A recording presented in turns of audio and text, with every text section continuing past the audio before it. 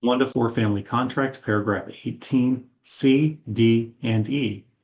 Now we're going to talk about the demand for the earnest money. Paragraph C states, upon termination of the contract, either party or escrow agent may send a release of earnest money to each party and all parties will execute, meaning they're going to sign off on the release of that earnest money.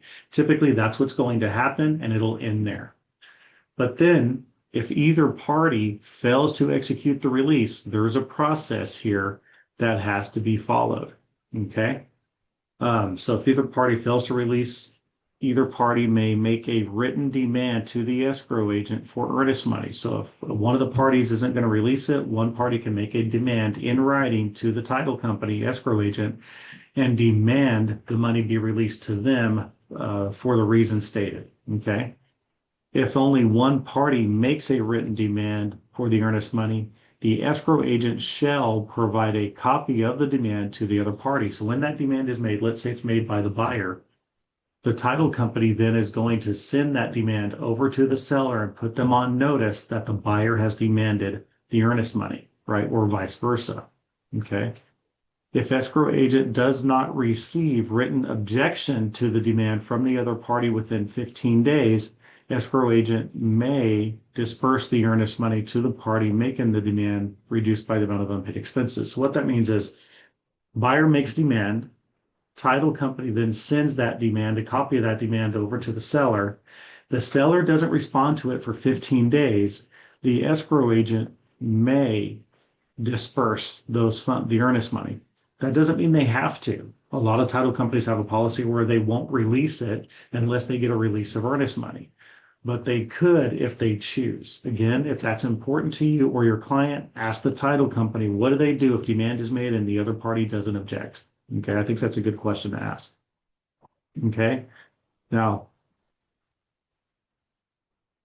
if the escrow agent complies with the provisions of this paragraph, each party hereby releases escrow agent from all adverse claims related to dispersal of earnest money. That's just saying, if the title company does release the earnest money after 15 days without objection, they've complied with the contract. Both parties are okay with this. Okay, that's what that means. Again, many title companies won't release the earnest money with demand unless they get the release from both parties signed, releasing all parties from obligation. Again, title companies have been sued so many times over that. Now let's look at paragraph D. And this, as an agent, make sure you understand this, because if we ever get into the part where demands are made, look at paragraph D and point this out to your client at that time. Damages: any party who wrongfully fails or refuses to sign a release acceptable to the escrow agent within 7 days of receipt of the request will be liable to the other party. So in this case, let's say the seller knows they need to release it, but they just don't want to. If they don't release it and they wrongfully fail to refuse to sign within 7 days, they will be liable to the other party for damages. What are damages? Gray area, could be big. They will be liable still for the earnest money. They'll have to liable for the reasonable attorney's fees and all cost of the suit. So this is where, when you're asking questions to the seller or the buyer, whoever's refusing to release the earnest money, and say, according to the contract, why should you receive the earnest money, or why should you not release the earnest money? And ask them to explain that, right? But many times it's emotion. So don't get accusatory. Don't demand that they release it, but have clarity with them. You have a fiduciary duty to sit down with them and go through this. Okay. If they're still confused, maybe they need to talk to an attorney. Hopefully you have an attorney that you guys can talk to. There's probably going to be a fee for that. Attorneys do charge for their time, but maybe that will give them clarity. An attorney will say you don't have a right to the earnest money, right? Again, we rarely get to this point. I just want to point that out. We rarely get to demand, but demand does happen from time to time.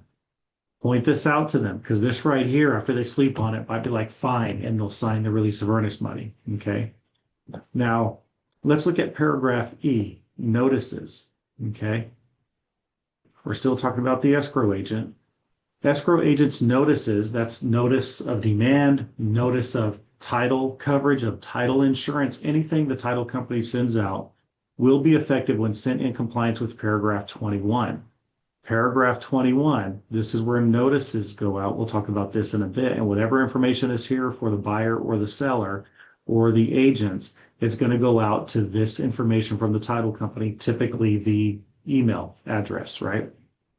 Will be effective when sent in compliance with paragraph 21. Notice of objection to the demand will be deemed effective upon receipt by the escrow agent. Okay. So keep this in mind. Paragraph 21 is important. We're going to talk about that. Make sure you understand paragraph 21. But they're effective once it's sent in 15 days, not from when the person sees it, but when the title company sends it is when the countdown starts. So keep that in mind. All right. Again, if you're ever going to be in a demand situation like what we're talking about, you probably need to talk to your broker first, your manager first, when you're in this situation. If it's just an easy release during the option period, maybe not. But if it starts to get complicated, get your broker involved because your broker, your manager has experience in this and can help guide you through it.